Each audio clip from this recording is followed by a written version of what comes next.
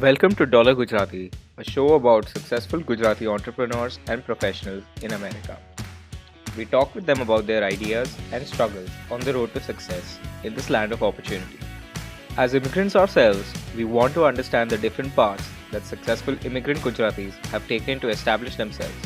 This will also help us to navigate our journey in America. Hi everyone. Today we have as our guest Dr. Dayal Meshri, who came to the United States to do a PhD in chemistry. He worked as a researcher in a chemical company for 18 years, only to realize that he did not really enjoy company politics. He wanted to build his own company where the people are treated not as a number but as a family member. He is now the CEO of Advanced Research Chemicals with more than $25 million in annual revenue. They serve some of the biggest companies such as General Motors and DuPont. Dr. Meshri is the top fluorine scientist of the world. Let's see what struggles he faced to start his business. As an undergraduate engineer in India, who were your inspirations to pursue chemical engineering? And worked with the Green Seaboard. Green Seaboard was the only at Berkeley, only man who got 2 Nobel Prize. So Berkeley is my academic grandfather, and Oh, wow.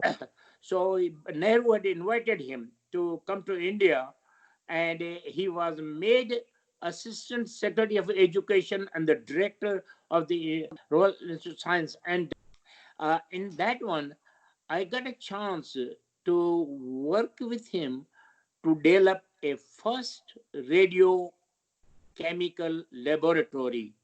At the time, Dr. Vikram Sarabhai, he had started his own laboratory, who became the chairman of the Indian Atomic Energy.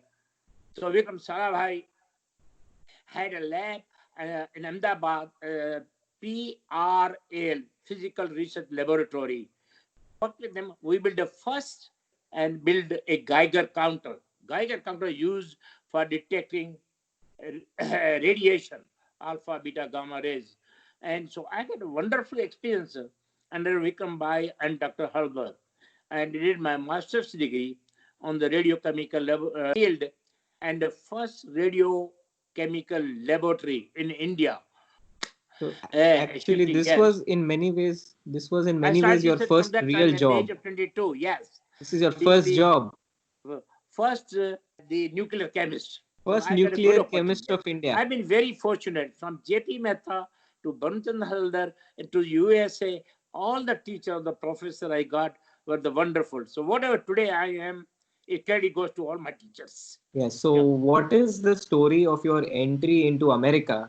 How old were you, and how did you make Yes. the decision to go to America? Yes. I tell you, I was 26 years old, 1962.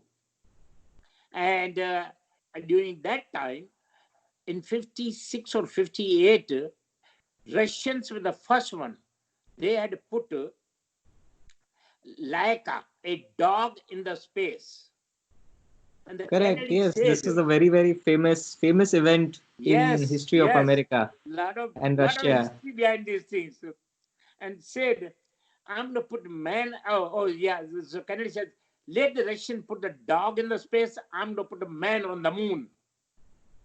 So there was a project, Man on the Moon, and they're looking at the rocket propellants. So I decided either to be a nuclear chemist or be a rocket scientist. Oh wow. That was my goal. That is actually the reason why you came to America, because you Yes, wanted to be a nuclear scientist or a rocket scientist. yes. That is such an inspiration. Okay, so now you've come to the US, you've finished your education, you're working in a great company with a great salary. What is the story of ARC? How did you jump into entrepreneurship? So I worked for the company for 18 years with the Okay. company. And that company, I came in, was privately owned by three families. Then it was sold to, he gave me some stock option also. It was a very, very good, like a $5 stock, and it went 4 times, split it in it, and finally was sold $70. So I said, Oh, fine. Yes, oh, that helped me to start my company too. And so it was a good company. And but then when we were bought by Penwalt, it became the headquarters in Philadelphia. Then Penwalt was bought by Alpha Tochem, French company. So our headquarters became in Paris, and it's okay. become the part of the big conglomerate, and more red tape and bureaucracy, the French operation. And we had close knit connections, those disappeared, and environment was very different. In the meantime, my kids had grown, and they were started going to school. My wife, and, Okay. she had a very good job in Amoco as a research manager, and this atmosphere is there. And I am being a Sindhi also, and Gujarati, both communities businessman. I thought, why not take a chance and start my own? Yeah. So that's what, So, and I thought people can be treated better. It should be really like I grew up in the family type of company, and people should be, people don't come just for the paycheck. How they will treated, how they be respected, how you care for them in need, how you can help them. That was the philosophy, and that is, in big corporations is not there. You are like they use you, and then as a, like a old shoe, when time comes they want to they throw you out without mercy. What happens, what your situation is there, whether you're sick or your kids going to college or you have problem, there's no really humanity in most of the big corporation. You are a number, you know. correct. So I want to change that one. So So this is the that was reason why what. you wanted to start. So how many employees do you have today? Right now, I have about 155 people here, and about 75 or 80 in Mexico. How did you prepare for entrepreneurship with ARC? How did you prepare for it? Like, Yes, did you well, decide one that, night or yeah, I attended one seminar. Uh, in that one, this guy was started a business, become the big operation Mazio's Pizza. He said that was very interesting teaching lesson. You must be prepared. This again, anybody wants to start a business or entrepreneurship. He said you must be ready to work 16 to 18 hours if you want to start the business. Number two, you must be ready to declare bankruptcy, because not necessarily you're going to be successful. You can be, you will be, or you may not be. Third, you should be ready for divorce, because oh my god. yes, these are three. You may have a supportive wife, good, but you're spending so many hours, you're losing so much money, and you're totally nervous break. You're coming home, you're going to fight. You'll be very difficult to live around. And so finally, woman going to give up on you. So be prepared for that. These are the requirements. If you want to sacrifice all those things, you do it. But with background, I knew my wife more than if I had an American wife. And she had a very good job. I told her, and she was very, very supportive. Today, whatever I have, I am, it is grace of God, grace of my teachers, and my wife. Without them, it would have been impossible.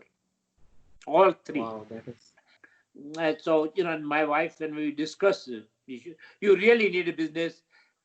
Uh, she had a good job at Amoco. She said, look, we had a very difficult situation in the sense I'm quitting my research director's job, good salary, but my two children, my daughter was a senior in a high school. She was going UCI, California, which at that time required about $30,000 a year. Okay, And wow. next year my son was graduating. He wanted to go to college. Also, $30,000. And here I'm starting businesses. You definitely don't count on income first 5 years. And Correct. Yes. yeah, yeah. So you must be prepared to have the budget, prepared for it. And my wife said, I said, what happens if I fail? I do not succeed. How would you feel? She said, don't worry. I said, how are we going to put kids through the college? She said, look, we have good equity in the house. We built a present house, which is 10,000 square feet. And I have a Okay. 5 acre land. It's a good house. And so she said, we got a lot of equity in the house. We'll sell the house. We'll go live in there again, one bedroom apartment. And Wow. Indian She's so parents. nice. And from that money, we can support the kids to college. And I have a job. So we won't starve.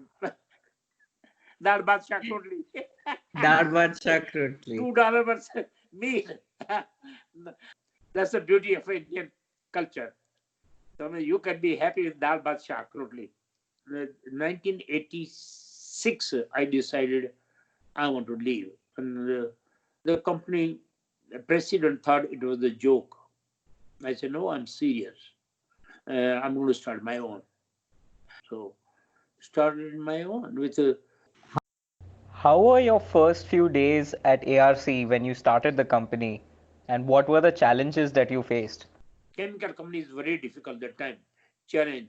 1984, Bhopal incident took place. Union Carbide. Do you remember?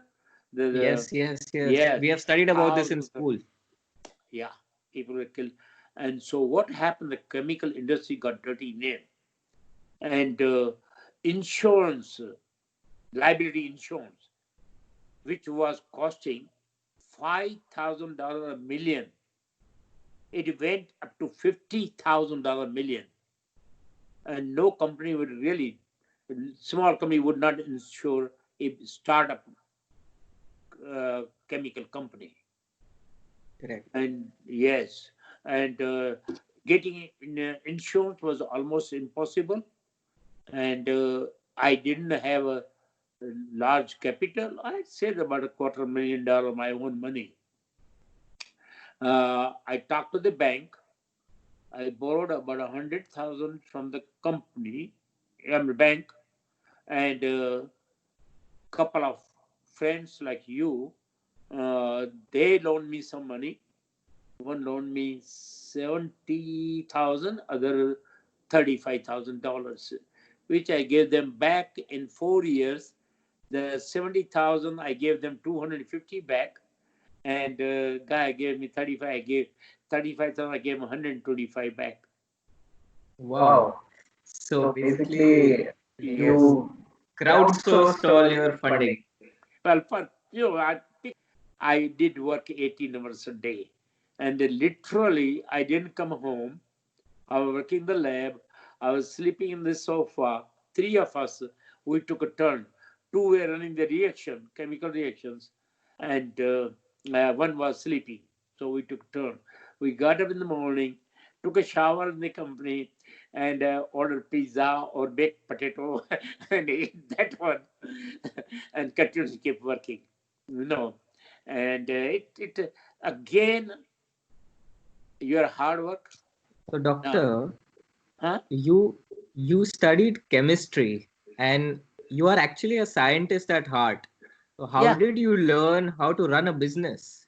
Accounting, marketing, hiring people. Yes. Remember Henry Ford said, I don't know. Somebody asked him the question. I don't know how to do it, but I can find somebody who can help you how to do it. So always you look at your resources and that. So after how many months or years did you really get your first big break with ARC? I used to go when this started 6 o'clock in the morning to the office, and 7 o'clock. I see 7 o'clock email comes in with General Motor, and you can imagine right now President Trump calls you. So this is like something like that kind of excitement comes out, and it says, "Can you make this compound that was zinc fluoride tetrahydrate?" I said, "Of course I can make it." So everybody says we had tried to get all the samples in USA, nothing meets my specification. So I read it. I'm from General Motor. You can see my excitement was, oh my God, I'm thrilled. I'm here 52 years old and just blood is running in all my veins. And I dash into the lab, put the lab coat on, started working on it, and made kilo materials. This was how many years after you started ARC? 2 years. 2 years. Yeah, Okay. after 2 years. After I started. Then General Motor came after 2 years after starting. Okay. I made it and took to the Federal Express because they closed at 8 o'clock and sent them in. And right material comes in the morning, delivered by Federal Express. And they took the lab. Jerry McJoski was the research director. And he analyzed it as this carbon copy of Japanese material of Morita. This material meets all the specification. So then the doctor, let me ask you, are you sure this is your material? They thought I'm a guy who buys from Japan and probably 100, 200 pounds, packs up in small quantity and sells it. Make and ship it, and it's today's on our table. So he couldn't believe it. So he said, are you sure you made it? I said, yes, I made it. He said, it's not a Japanese material. I said, no, it's not Japanese material. He said, okay, send me 5 kilo. So I went back in the lab. In 2 days, we shipped 5 kilo material. And so he said, we need 20,000 pounds a month. 20,000 pounds a month. I said, sorry, I can't supply that. He said, we knew that you're not making it. I said, no, that's not true. I made it. But you don't know how small I am. I have only 3 people. I don't have any machinery. I have no tools. And how can I make this material 20,000 pounds? So they said, okay. Anyway, we want to come and see you. And I said, all right, you come around. So as Gujaratis, we run business with a different set of rules. So what is the Gujarati way of doing dhanda? Yeah, well, Gujarati, Gujarati has the beauty like Sindhis and Marwaris. These are the business communities. They are the only successful wherever they've gone. Gujarati like to see is 500 pennies a dollar is available bargain. Okay, looking at Gujarati fixes the mind. Once he decides he's ready to jump into it. He does not want to back it out with all the things. Third thing, Gujarati always try to economize itself.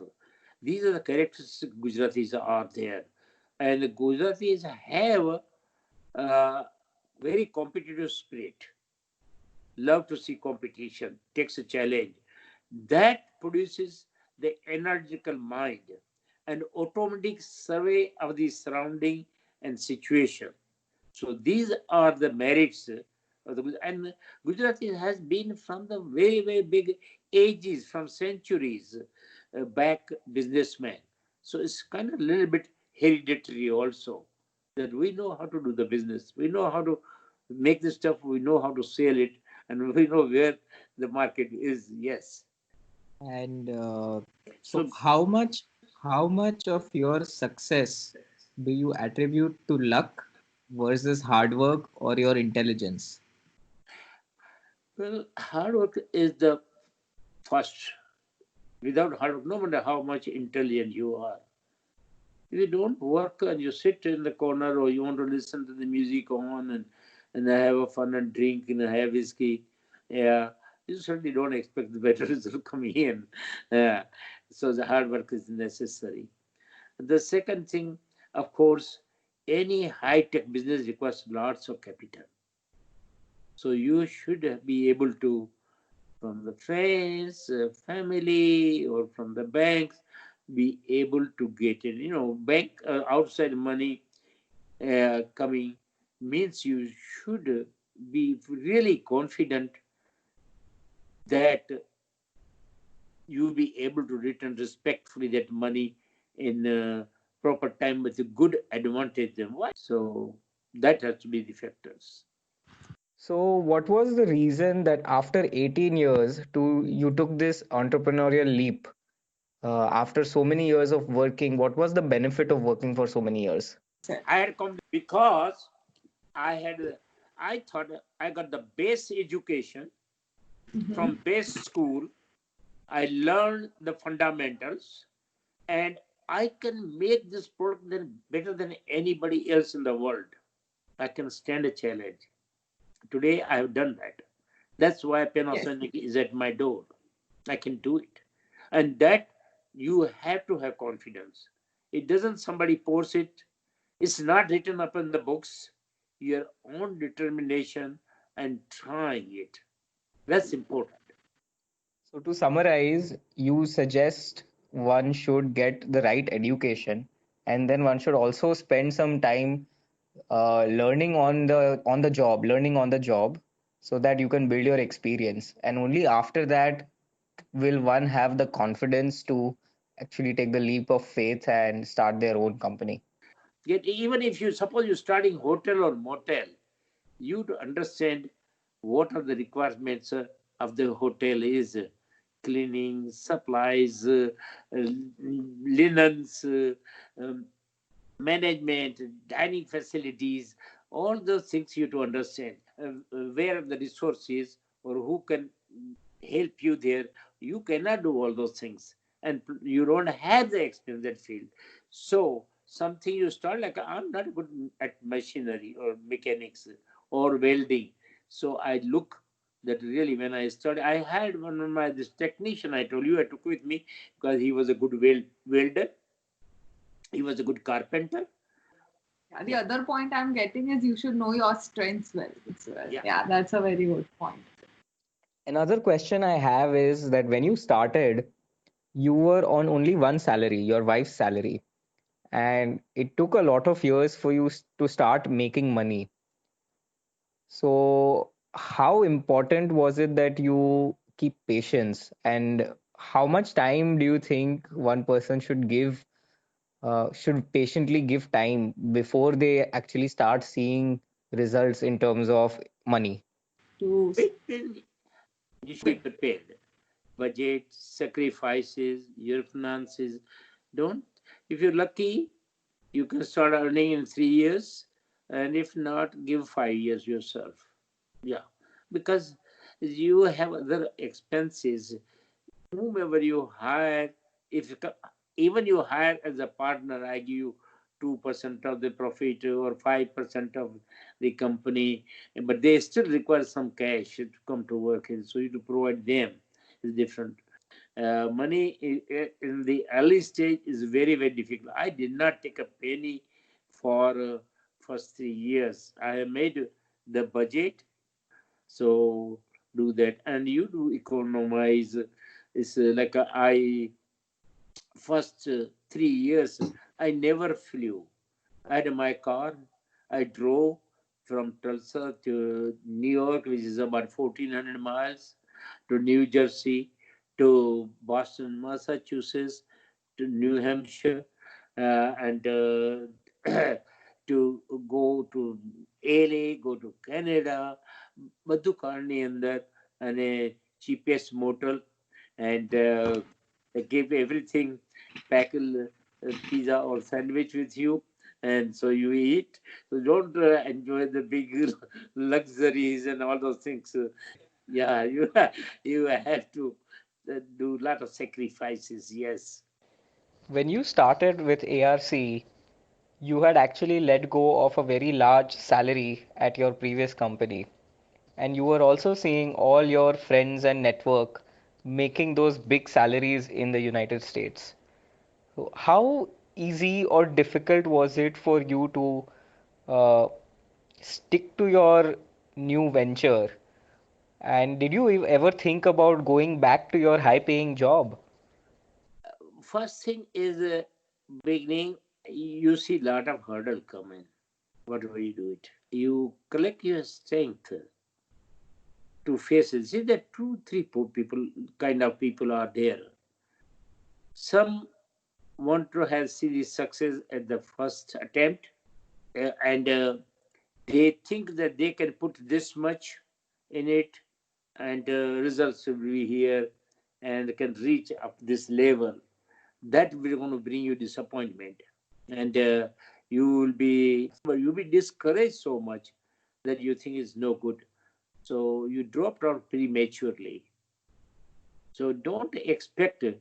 You work very hard. You, as I say, you think of your confidence yourself, and don't expect much results. Don't have a high expectation of return. It will keep you more going.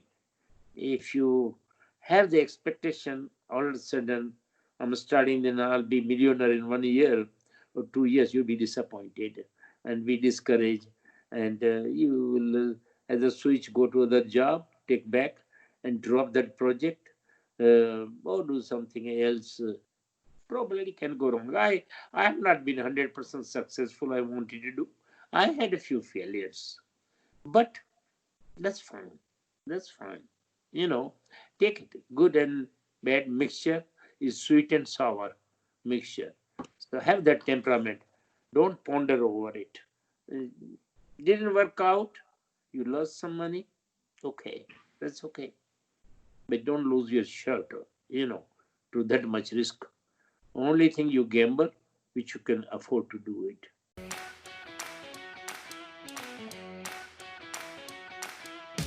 Thanks for listening to the show this week. And if you want to ask us any questions or want to see someone specific on our show, write to us at dollargujarati@gmail.com. You can also tweet to us at Dollar Gujarati. Make sure you don't miss any episode by subscribing to our podcast on Spotify, Apple Music, YouTube, or however it is that you get your podcast. I'm Dakshaday Shah, and you've been listening to Dollar Gujarati.